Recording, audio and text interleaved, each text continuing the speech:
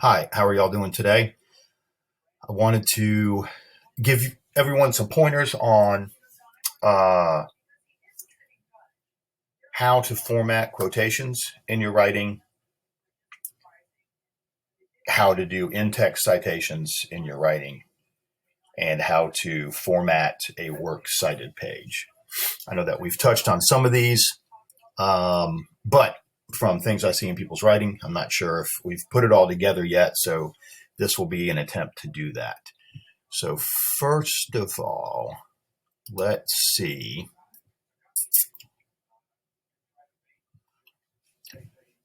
We'll look at how to quote in papers. And this is a paper here that I'm going to use as an example. And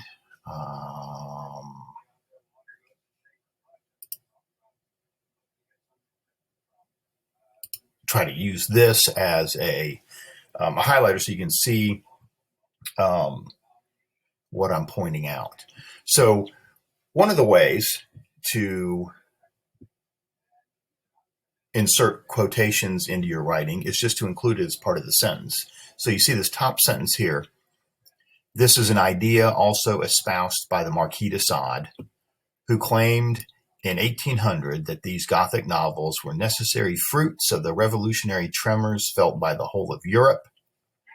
And this idea has proved highly influential in critical debate, marking a tradition of linking the Gothic novel with the French Revolution.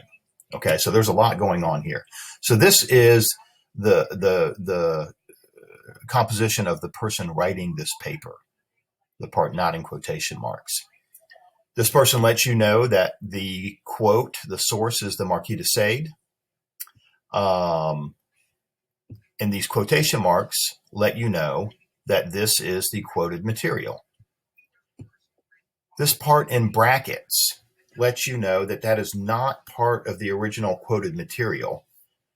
The writer of this paper wanted you to know, or wanted the reader to know, that he's referring not just to novels, but to Gothic novels, as we see down here. Also, right here in front of "the" is a single quotation mark. So this whole section is quoted from a book by a person whose last name is Sage. And in that book, this section here in the single quotes, the necessary fruits of the revolutionary tremors felt by the whole of Europe, were quoted in that original source. So we put single quotes around that when we are quoting a quotation, basically. Also, in the second quote of the sentence, so this little section right here, and this idea has, is also the original composition of the writer of this paper, who then quotes, proved highly influential in critical debate. These three dots are called ellipses. What that lets the reader know is that the writer of this paper has left information out from the original source. That information wasn't important to the argument being made here, so it's left out in an effort to make things more clear. And that's indicated by using these three dots that are called ellipses. That lets the reader know there's some information left out that was in the original source. The way to indicate, or the way to cite your quotation, so these quotation marks let your reader know that this is not your original thought. You are using this from an original source, and this is that original source. This would be a person's last name, Sage, and it would be page 83. And so if you come down to the works cited list, you should be able to find Sage Victor wrote a book called The Gothic Novel, or a chapter called The Gothic Novel in the Handbook of Gothic Literature. I don't think that this quotation mark should be there. That's an error.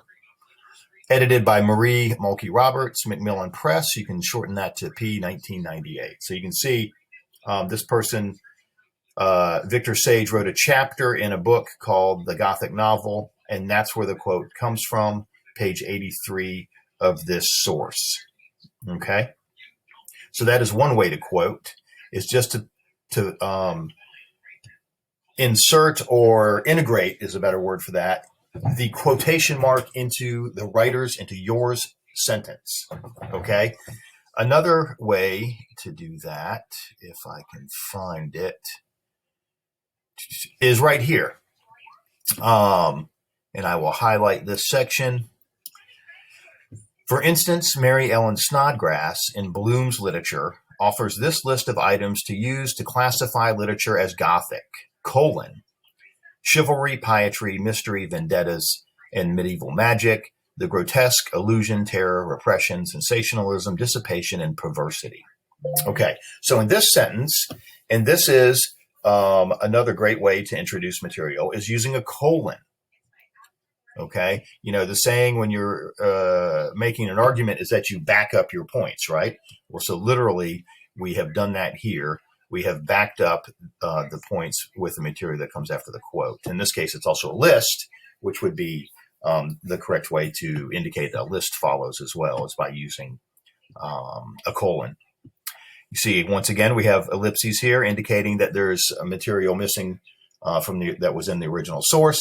Now, there's no parenthetical citation here, but that's because in the introduction to this quote, the writer lets you know that Mary Ellen Snodgrass is the writer, and that this information is from a source or a book called Bloom's Literature. This is actually an internet source, so there's no page number. So there is no need for a parenthetical in-text citation here because we've already provided the writer's name and the name of the source, which we can probably see down here. If we go down,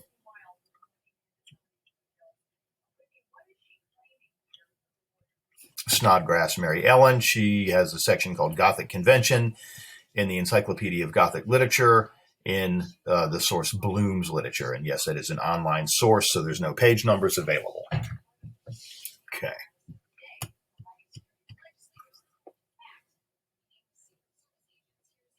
So those are the two most common and best ways to integrate a quotation into your writing, into a paper.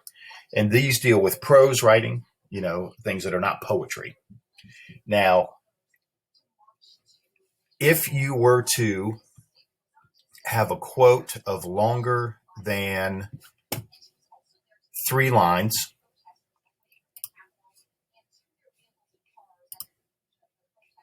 you would want to use what is called a block quote. I'm just trying to make sure that I haven't lost one of my sources here. No, we look good.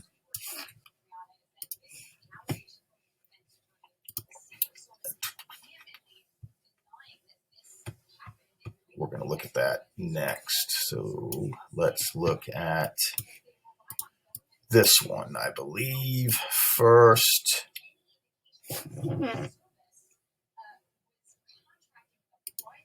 Or was it here? Let's find out. Yes. Okay. So this is called a block quotation. So in this case, the writer is quoting material of longer than 3 lines. That's 3 lines in your text, in the paper you're writing. So it is set off, it's indented, the whole thing, in a block form. You see there's no indentation here. And this lets the reader know this is an extended quote from your source. You see it's introduced with a colon. And we'll go ahead and highlight this. It was on this website that I first encountered the idea that Ireland and Mexico have common elements to their histories, and that these common elements may have helped both cultures produce Gothic literature, both Mexico and Ireland have rich ancient cultures in which death is by no means the end of existence. Both experienced brutal conquest by an utterly foreign power intent on eliminating the native leadership, language, religion, and traditions, or where they could not be eliminated, in converting or renaming them with the names of new Catholic Christian gods. Both experienced a situation of uneasy coexistence between the dominant culture and the native one, and both ultimately took back that control, but of course at a high price. So you see, because this is a block, this is a block quotation. It is not in quotation marks. and the period does not come after the parenthetical citation, as it does here, we see. Because it's a block quotation, the period comes immediately after the quoted material, and the parenthetical citation is after the period in parentheses. So this is a block quotation. And you may wonder, why does this just say Mexican Gothic? So this would be probably an article from something like an encyclopedia where there's no author. And so we just have the title of the article as the parenthetical in-text citation that would refer you to the works cited list right here. Mexican Gothic, as you can see, 2018, it's actually a website. So that's how that is referred to. So that is called a block quotation. So for quotations longer than 3 lines of your text, you would use a block quotation. Okay, so the next thing I wanted to touch on, and I know some of you have seen this before. Well, not quite yet. Sorry. I wanted to talk about the in-text parenthetical citation. So in MLA format, the parenthetical citation, the in-text citation goes at the end of the sentence, so it doesn't disrupt the flow of the sentence. Typically, as we saw earlier, you would have the author's last name and a page number. So that is true if it is a physical book in print or a magazine or a journal or a book online. You would use a page number. Now, a lot of things, for instance, a website, will not have page numbers. If it has an author, then you simply use the author's last name and not a page number, because on the internet there won't be a page number. If you have already used this author's last name in a in-text citation in the same paragraph, you do not need to use it again, as long as there is not a different author that comes in between the citations. As you can see here, we just have page numbers because we've mentioned Mr. Gerald's name here. We don't need to put it in the parenthetical citation. And quoting from the same source here, we don't need to include the last name because there's not another source in between the two. Here is another case of author's last name and page number. And then once again, we have not changed sources, so we can just use the page number. We saw the Mexican Gothic example where there was no author, so we just use the title of the website. Also, in this sentence, we see we're referring to information from several different pages, so we just list those in consecutive order, separated by a comma. The last name's not used because it is in the text above. So hopefully that's sort of clear about, or clearer. In this case, we've used information, a quotation that spans 2 pages. So we have 57 through 58. So hopefully, anyway, that this is a little clearer about how to do in-text citations. And next, we will look at poetry. When we quote poetry, we refer to line numbers instead of page numbers. So if we see right here,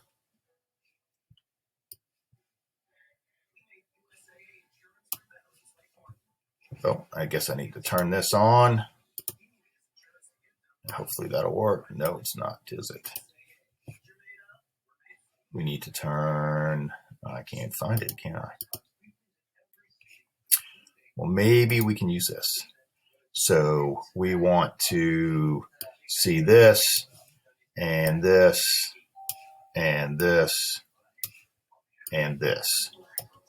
Some interesting choice of language in Milton's Sonnet 23. So you see this is the title of a poem. It's in quotation marks because short pieces, poems, short stories, articles, songs, their titles go in quotation marks. In Sonnet 23 also suggests the Christian in the classical. Once again, you can see we have a colon introducing, the quotation, whom Jove's great son to her glad husband gave. So there's the line of poetry being quoted. It is on line 2. So we have put that in the in-text parenthetical citation.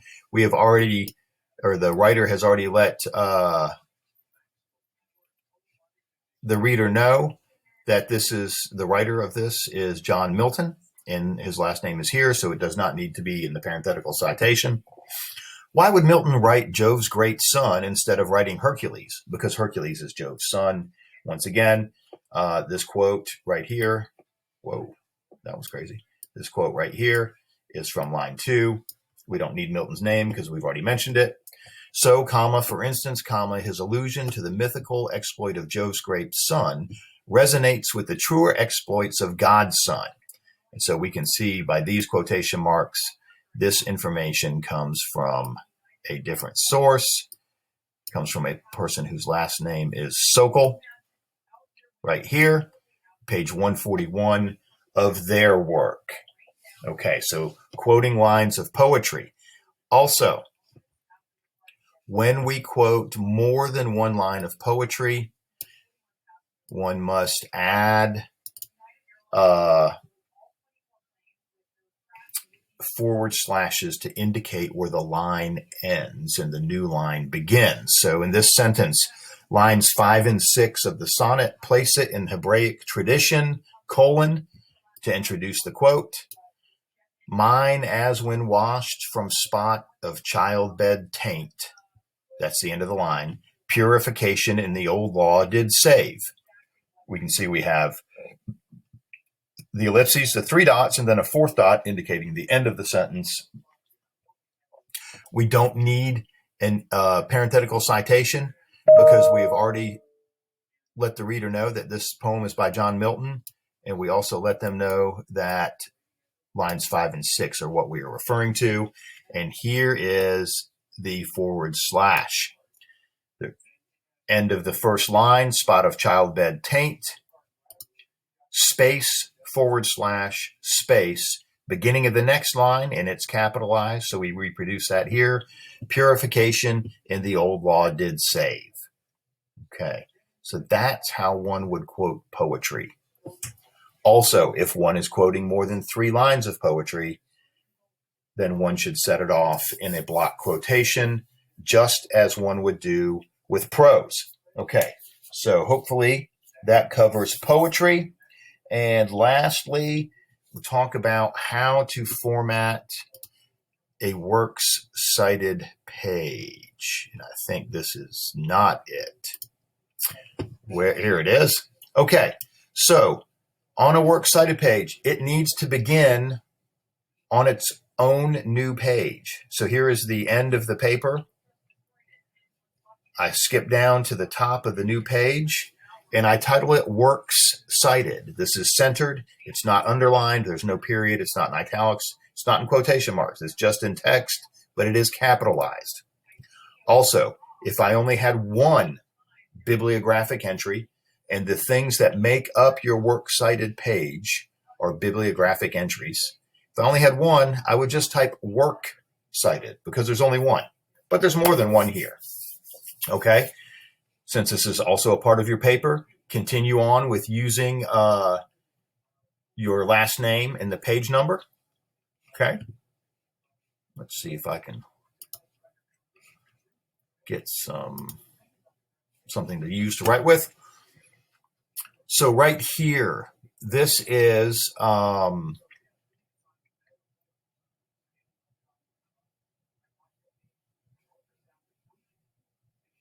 a Kindle book. So you see I have the author's last name, first name, the title of the book in italics, period, Kindle edition, abbreviated, followed by a comma. This is the person who published it, Yale. It is common in MLA format to abbreviate common things. That's University Press, UP. Publisher, you could just use a P. And so that lets you know that that's what that means. Yale University Press, comma, 2011. So this is a Kindle version of a book.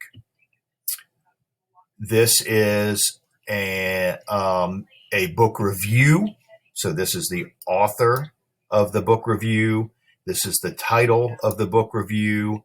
This is more of the title because it's a book review. It's in the title. It tells who the publisher is, how many pages it is, how much it costs. This is the magazine that the book review is in. Volume number 76, issue number 3, published in 2018, on page 564. This is the electronic source that this review came from. It's called EBSCOhost. So there's a period after the page number, and then the new database. You see the database title is in the italics, and this is the URL. So in academic writing these days, they're trying to convert these things into, instead of just a typical web address that can often change, into something called a DOI, or a stable web address. So DOI stands for Digital Object Indicator. So this supposedly will never change.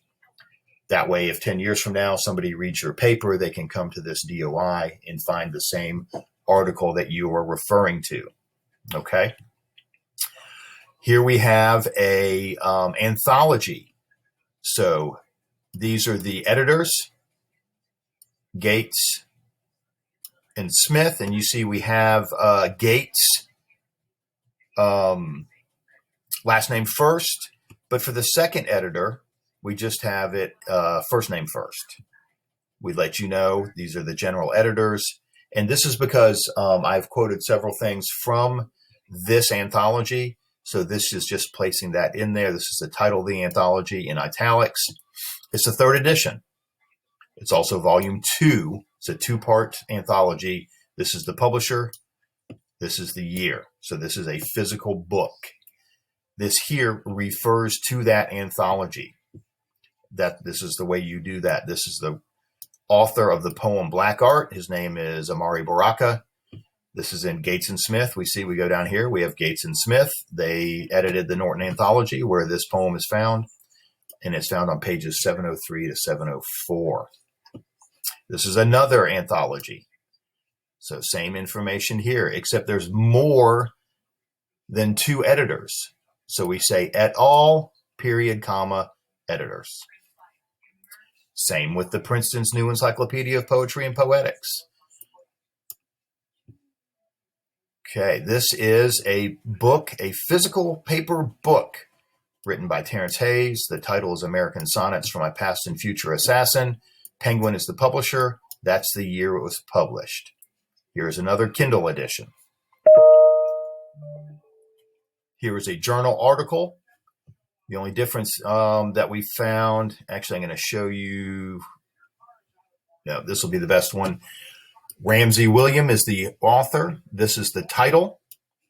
This is the name of the journal or magazine that it is in, the Southern Literary Journal, volume, issue, date, page.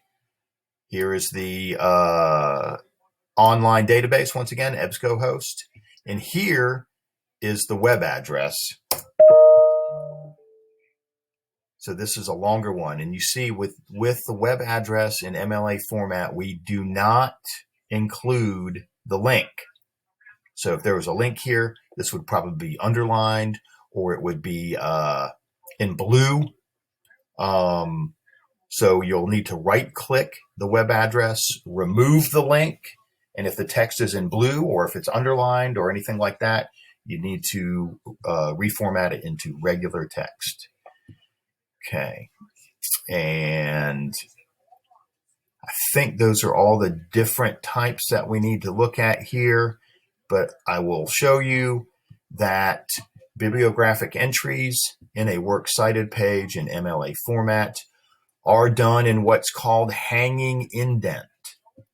So typically when we indent a paragraph, the first line is indented, the rest of the paragraph is flush with the margin.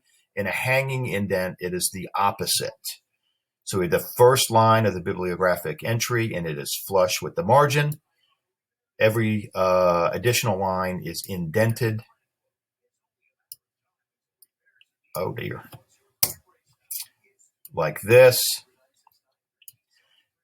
Whoa. The reason for this is it is easier for you to find what should tell you the source is. So if I had a quote in the paper from Spiller, you could just go down the line and find Spiller and see. Maybe you want to go check and make sure I was accurate. Maybe you want to go and read a little bit more about this yourself because it caught your interest. And so this would be the same. There's none like that. But if it was, as we looked at the previous example, and there was a website, the quote was Mexican Gothic. So it'd be easy for us to find that in the works cited list. These are all people's last names. If you have more than one entry by the same writer, you use 3 hyphens. So these are all 3 different lectures by a professor named Melinda Snow. You don't have to repeat the name. Same here with Fred Botting. He wrote 2 articles or 2 books that were quoted from. You don't need to repeat his name. Okay, so hopefully that gets you caught up on how to integrate quotes into your writing, how to use in-text parenthetical citations, and how to format a works cited page. As always, if you have any questions, please don't hesitate to contact me.